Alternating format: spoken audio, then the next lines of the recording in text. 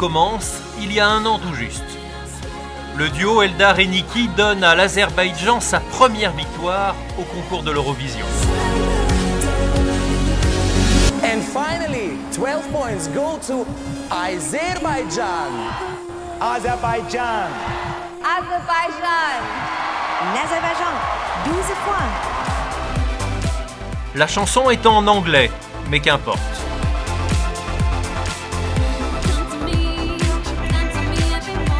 Pour ce pays qui n'était qu'une province de l'Union soviétique il y a 20 ans, ce succès c'est une reconnaissance internationale sans précédent. La fête durera toute la nuit, mais les responsabilités ne vont pas tarder. C'est le principe. Le pays qui a gagné le concours doit organiser l'édition suivante. Rendez-vous l'an prochain en Azerbaïdjan, hein, vous faites. Eh oui. Eh ouais, la mer Caspienne, on arrive. Au bord de la mer Caspienne, Bakou a un an pour se transformer en capitale du glamour. La tâche est immense, mais le pays a deux atouts. Du pétrole en quantité inépuisable, donc de l'argent à dépenser, et la volonté de changer son image du tout au tout.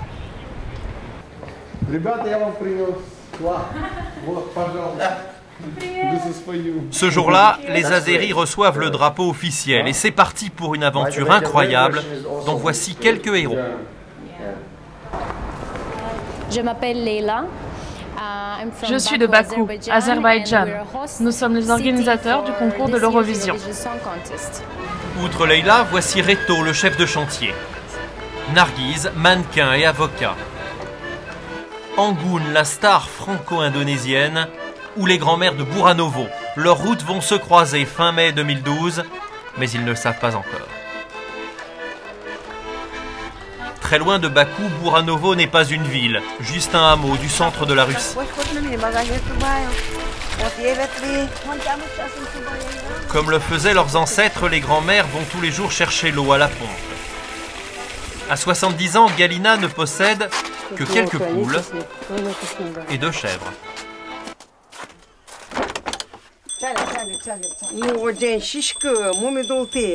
Des chèvres à qui elle parle en oudmourt, une langue rare d'origine esquimaude.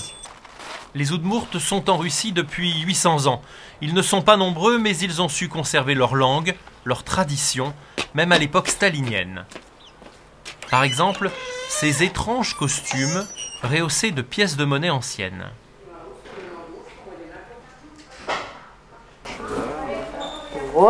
Voilà, comme ça c'est mieux. Je me suis arrangée. Il y a 2 rangs de monnaies anciennes qui viennent de mes grands-parents. Ce sont nos bijoux pour les fêtes. On les porte traditionnellement. Nos grands-mères s'habillaient comme ça. Ces mamies ont une autre particularité, elles chantent tout le temps.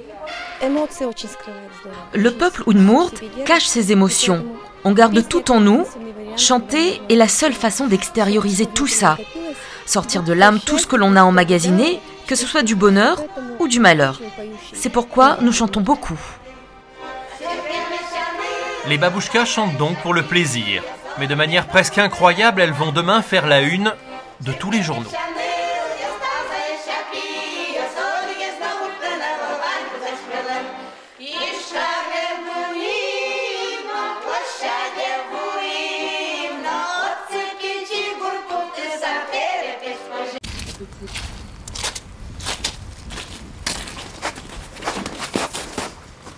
L'hiver n'en finit pas de finir à Buranovo. Nous sommes début mars et les babouchkas pensent surtout à leur future récolte. Pommes de terre, choux, oignons, du fourrage. Yekaterina va devoir s'absenter quelque temps et ça l'inquiète. C'est dur. Mon âme n'est pas tranquille. Il faudra partir longtemps. Ma maison me manquera. Car les mamies sont en fait d'authentiques vedettes.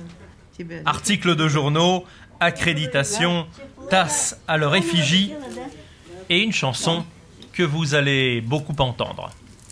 Come on and dance, come on and party for everybody dance. Come on and dance, come on and dance. Boom boom. Party for everybody dance. Come on and dance, come on and dance. Come on and party for everybody. Il y a a quelques jours, à Moscou, devant des millions de téléspectateurs, elles ont gagné le concours. Elles représenteront la Russie à l'Eurovision. Pour une femme de village, vivre ça, vous savez... Elle s'est mise à pleurer, je l'ai prise dans mes bras. C'était vraiment très impressionnant. Toute la salle était debout. Tout le monde criait, criait. Que d'émotions, toutes sauf une ne sont jamais allées à l'étranger. Au même moment, à Bakou, des milliers d'ouvriers bâtissent un rêve. Le jour, la nuit, même le dimanche, ils sont là pour offrir à l'Eurovision son écrin, le Crystal Palace. 17 000 places, une salle en forme de diamant construite en lieu et place d'anciens gisements de pétrole. Coût total, 163 millions d'euros. Quand on aime, on ne compte pas, aurait pu dire le président azéri. Nous sommes devant l'entrée présidentielle. Allons jusqu'à l'entrée et voyons ce que les présidents vont découvrir. Stop! Pour le moment, on ne peut pas aller plus loin. On va poser les tapis, mais dans 10 jours, ce sera prêt. La salle aura été construite en 6 mois, une sorte de record du monde.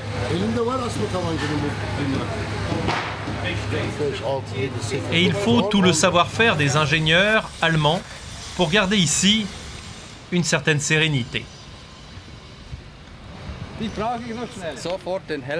Mets vite ton casque, c'est une question de sécurité. Et ça va pas te décoiffer. Et tu sais, il ne faut pas perdre de temps. À l'Institut français de Bakou, Narguise vient d'arriver. Les deux présentatrices de l'émission aux 125 millions de téléspectateurs sont dans cette salle. Bonjour madame. La Royaume-Uni, 12 points. 12 points. 12 points. 12 points. Leur mission, apprendre notre langue, ou moins l'essentiel, car c'est la tradition. Le show est présenté en français, quel que soit le pays qui organise. La France. Pour Saint-Marin. La Croatie, 10 points. 10 points. 10 points. La Croatie, 10 points. La principale différence de prononciation entre l'anglais et le français, c'est le R. J'espère que je vais y arriver. Pour moi, au point où j'en suis, tout est difficile. Le soir même, Narguise apprivoise sa nouvelle célébrité. Elle qui est avocate se découvre animatrice télé et multiplie les interviews. Voici d'ailleurs le concurrent géorgien. À un mois pile de l'Eurovision, il fait la première partie du concert de ceux que tout un peuple attend avec impatience.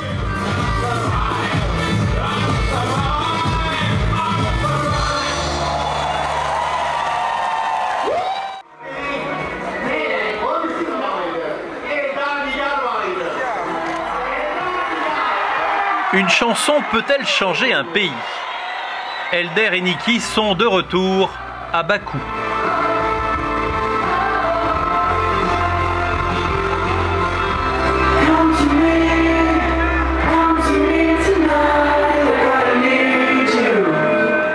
Au rythme de leur chanson, le pays a grandi.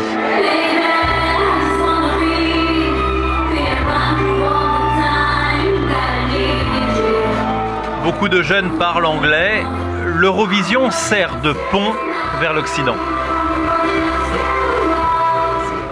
On peut voir de nombreux changements dans notre pays, dans notre capitale, Bakou, et on est vraiment fiers de tout ça. C'est trop beau, spécialement quand vous voyez partout toutes ces lumières pour l'Eurovision 2012. On se dit, on a fait ça avec une chanson. Un an de travaux ont ressuscité les vieilles pierres et créé de nouveaux symboles aux lignes futuristes. 1 milliard d'euros auraient été consacrés à la rénovation de la ville. Tu trembles. Une chanson peut-elle changer le monde? Ah, désolé. Ok. Ce matin, Angoune est à Rome. Oh, sérieux? Elle inaugure le sommet mondial pour l'eau potable. À sa manière, elle sensibilise les acteurs économiques. Voici le ministre de l'Agriculture d'Italie et l'ambassadrice de bonne volonté pour l'eau des Nations Unies. I'm good. Nice to meet you. L'acoustique de la salle est catastrophique, mais il en faut plus pour la décourager.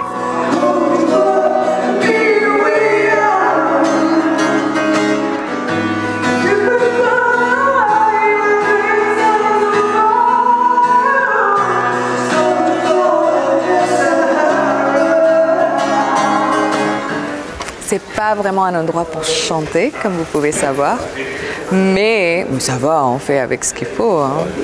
On parle du fait que l'eau est très importante et puis il faut faire des économies d'eau. Et puis surtout, on parle avant tout de sécurité alimentaire. Angoune est une star. Il faut voir tous ces ministres, ces délégués, attendre pour une simple photo. Rome, Malte, Sofia, Kiev. En un mois, elle va faire le tour d'Europe pour présenter sa chanson qui représente la France à l'Eurovision. Une chanson peut-elle changer une vie?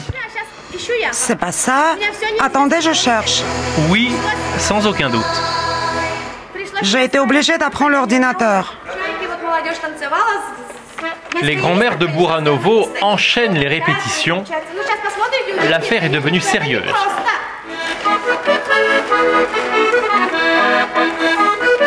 Une costumière s'occupe même de leur tenue, car la Russie veut gagner le concours. Et puis le répertoire s'est élargi. Voici les Beatles en Udmurt.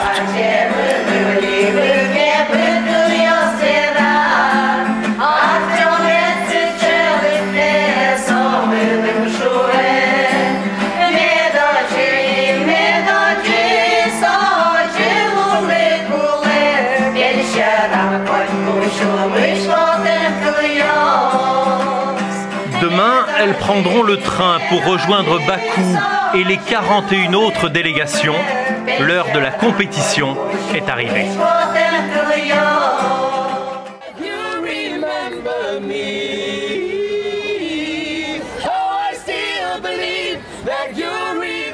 Ça y est, les candidats de l'Eurovision débarquent à Bakou.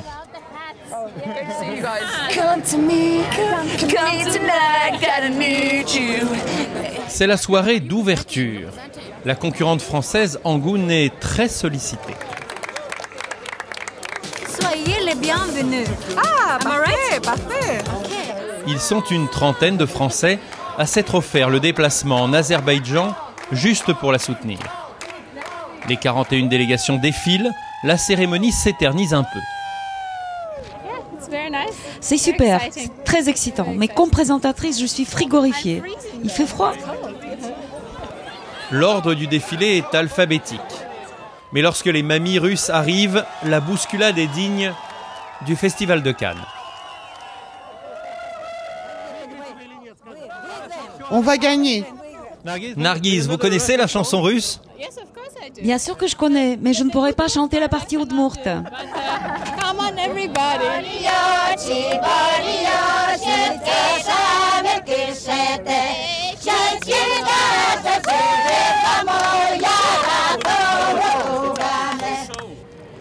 Pour être plus au calme, les babouchkas résident à 20 km de Bakou, au bord de la mer Caspienne. L'avant-veille du concours, les responsables russes ont voulu qu'elle donne sur la plage un concert privé.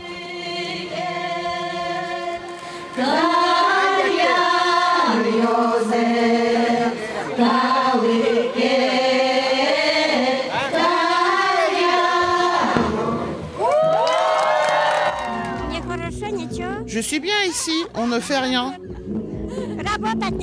On ne travaille pas, il ne faut pas traire les vaches, pas s'occuper du potager, pas porter de l'eau.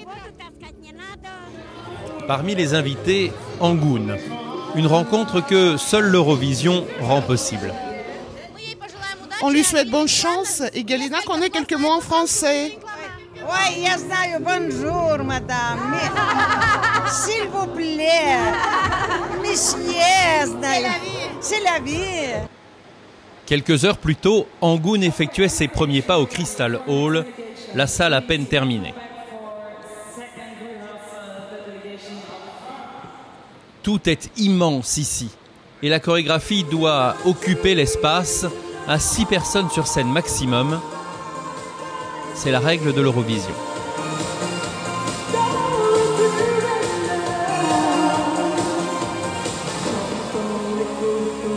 Au premier rang, le chef de la délégation, les chorégraphes, le metteur en scène. Depuis quelques années, la France se pose en candidate sérieuse pour le podium.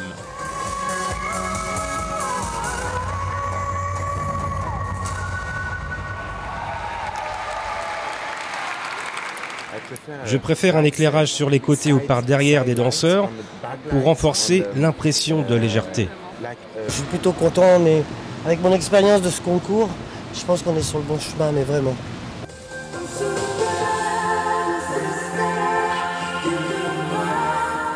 Le spectacle offert par les danseurs athlètes autour d'Angoon a impressionné les spécialistes.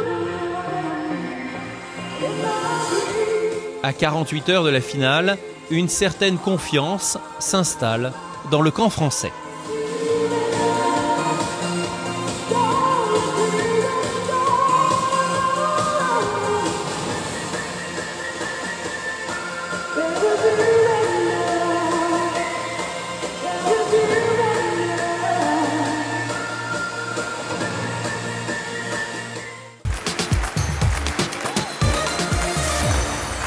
Bonsoir l'Europe, soyez les bienvenus au concours Eurovision de la chanson. C'est l'émission qu'on ne voit jamais chez nous, la demi-finale de l'Eurovision. La France n'y participe pas.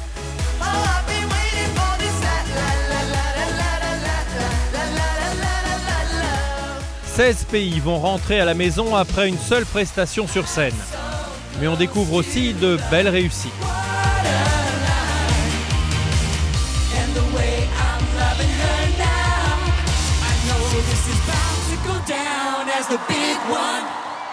Automatiquement qualifié pour la finale, Angoon s'est installé aux côtés des chanteuses suédoises et italiennes pour suivre avec intérêt la retransmission télé de ces éliminatoires. Cette année, j'ai l'impression que la compétition est assez rude, vraiment super tough en fait. Vous êtes très bien aussi. Oui, bien sûr, mais en fait, je me rends compte que justement, à quel point l'Eurovision est prise tellement sérieusement. 1h du matin à Bakou, apparaissent les babouchkas russes accompagnés d'un four où cuisent de vraies pizzas.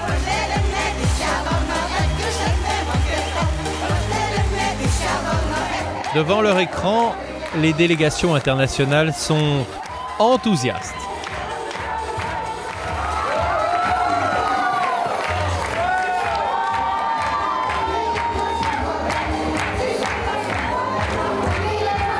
Les babouchkas, c'est fort, vraiment. Ça vient du corps et ça te fait rire, mais tu ris avec. Tout le monde a très bien compris ce soir-là que derrière les grands-mères se cachent de redoutables candidats.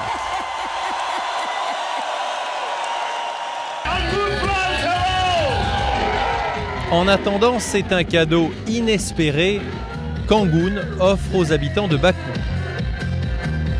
Un concert gratuit en plein centre-ville.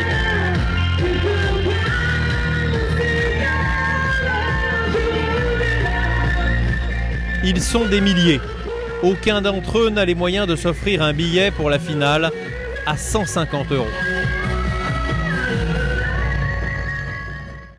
125 millions d'Européens verront demain soir des clips à la gloire de l'Azerbaïdjan.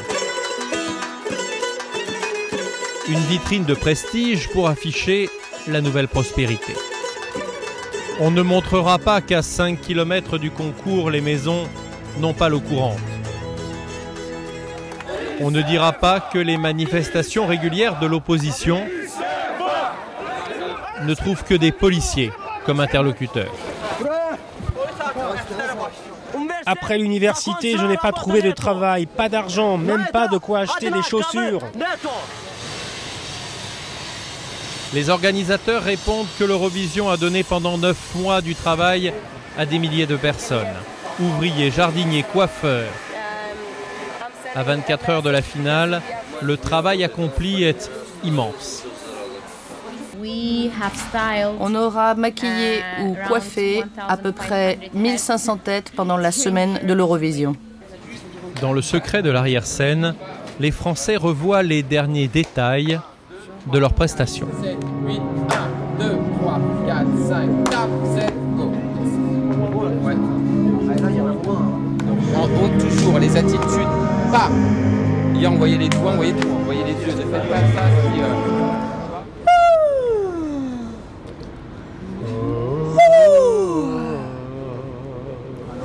On y go les enfants.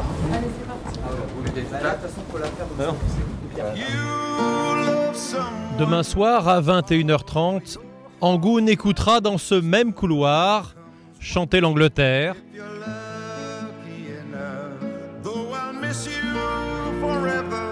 Et puis elle plongera dans l'arène. Only love can say